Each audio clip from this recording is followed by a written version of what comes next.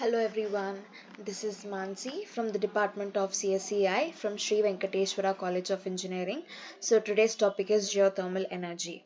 So in this video we'll discuss the topics of what is non-conventional energy, the types of non-conventional energy, what is geothermal energy, how do we generate geothermal energy, what are its advantages, limitations and some of the applications of geothermal energy.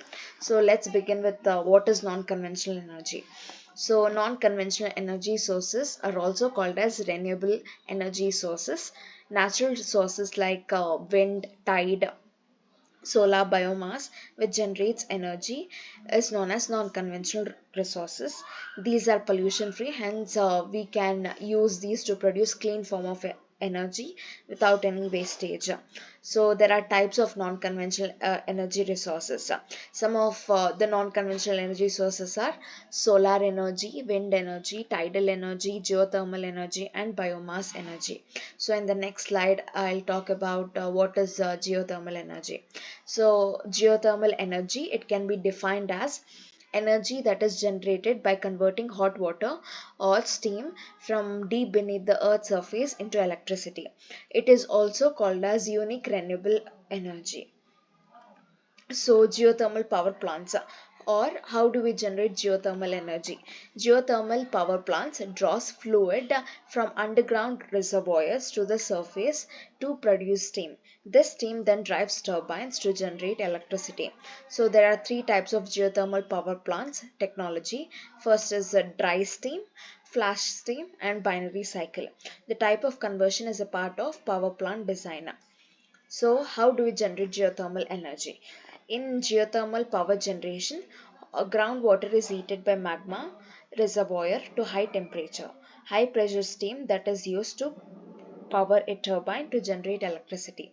Since delivering Japan's first practical thermal power plant in 1960, Fuji Electric has delivered about 60 geothermal turbines both in Japan and in abroad, including the world's largest 140 megawatt plant, in addition to manufacturing the individual part of the equipment used in the power plants. So, what is a flash system? Or it is one of the power plant, geothermal power plant is flash system. Flash system, geothermal fluid is led to the separator and then it is separated. Steam is used to rotate the turbine.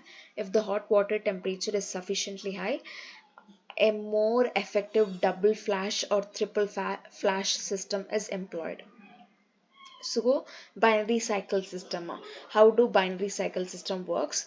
So when a temperature of geothermal fluid is too low to obtain a sufficient amount of steam, this system utilizes working fluid with a low boiling temperature to drive the turbine. So what are the some of the advantages of using geothermal power plants? Or you Geothermal energy is good for environment. So geothermal is a renewable source of energy. Geothermal energy system does not require so much of maintenance. So geothermal energy is excellent for heating as well as cooling. It is relatively cheap compared to other sources. It is stable power source. The geothermal system have high efficiency. It does not require any fuel to harness geothermal energy. So, what are some of the limitations of geothermal power plants or geothermal energy? The largest single disadvantage of geothermal energy is that it is location specific. Gases are released into the atmosphere during digging. Geothermal energy runs the risk of triggering earthquakes. Geothermal environmental concerns about greenhouse emissions and high investment cost for geothermal system.